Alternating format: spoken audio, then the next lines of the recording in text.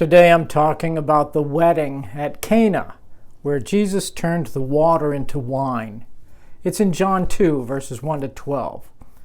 John has been pressing his case that Jesus is God, not only in the introduction, the prologue, but then by bringing one witness after another to the witness stand, so to speak, to give testimony about who Jesus is. So far, he has shown us the most recognized prophet of his day, John the Baptizer, some common laborers, fishermen, and a devoted Israelite, Nathanael, and their conclusions that Jesus is God. He continues that process here with the miracle at the wedding, which is the first of 7 signs John records for us to show us who Jesus is. The keys to the text are not in the miracle itself so much as in the symbolism riding under the events of the miracle, and then what the conclusion of the eyewitnesses was.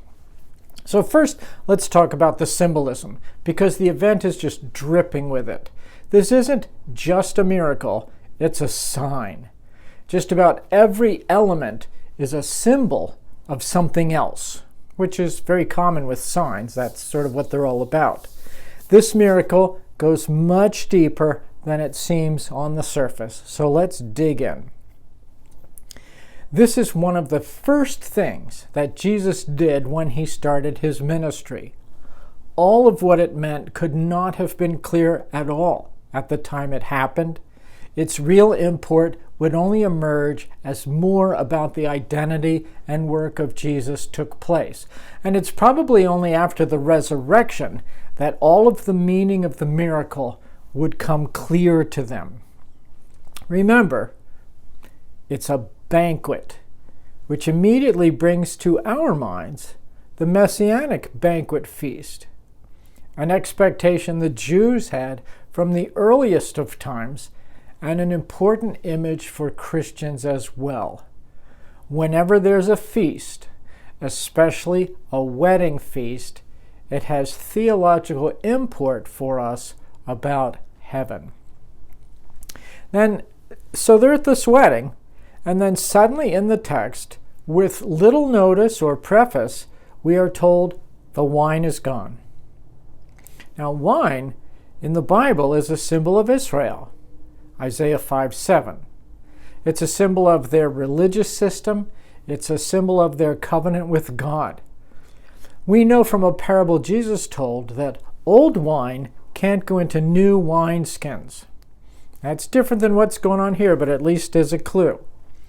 At least 4 texts in the Old Testament show us that the absence of wine represents the covenant curses on Israel for their disobedience to God. Interesting.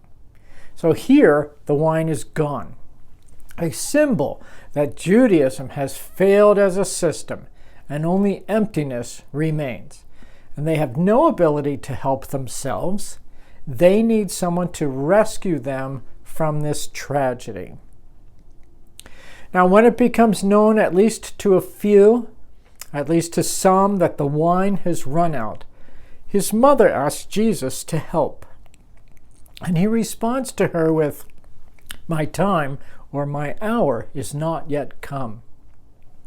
He's making an enigmatic statement, and there's no way anyone could have understood it fully until later. But whenever Jesus talks about his hour, it's always about his crucifixion. He is alluding to the fact that his crucifixion is how he will deal with the people who are in need of a Savior problem. Now, this is not going to happen on this particular day. His hour has not yet come. But he will foreshadow it with this miracle.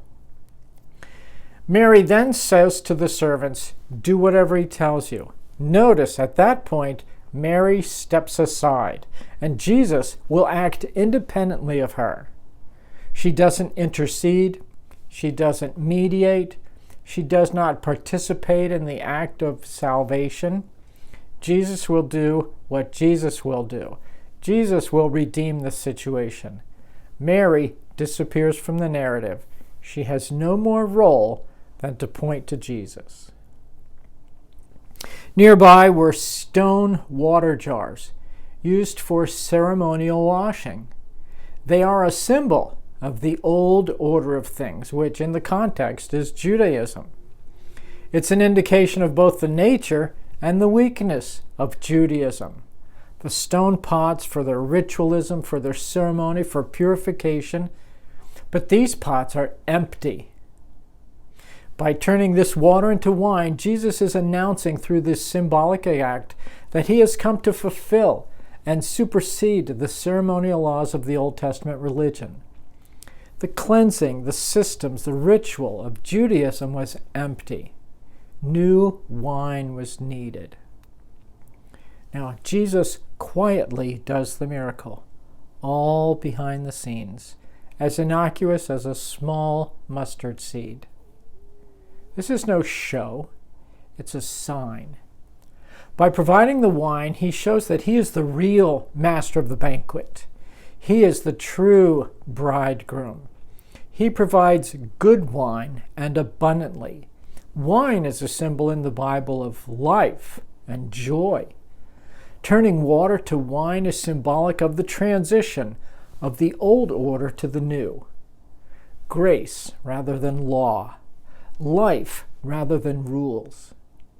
In Amos 9:13 and other texts, the coming messianic age is described as a time when the mountains and hills will flow with wine. Jesus is inaugurating the new order, the new covenant with the new wine. Jesus is the one who brings joy, life, and salvation. Now then in verse 11 at the end, John comments that this is the first of many great signs.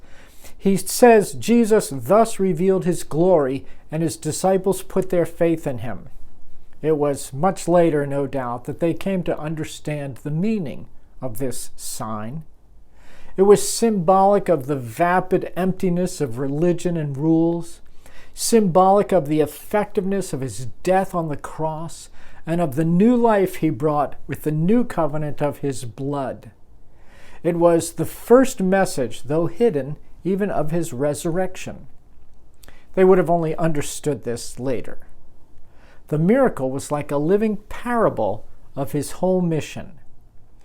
And the wedding taking place on the third day just had to have spoken powerful echoes to any early Christian reader. None of this is haphazardly done, spoken, or identified. The great King and Messiah has arrived on the stage of human history. His kingdom is breaking in. He's turning empty religion into full relationship with God. The result? The disciples considered what they saw to be glory. And the faith that they already had was made stronger. They could at least understand that. Their original faith was based on evidence and is now increased by more evidence. They're not just amazed, they have some understanding. What is it they understand? They have seen a manifestation of God's glory.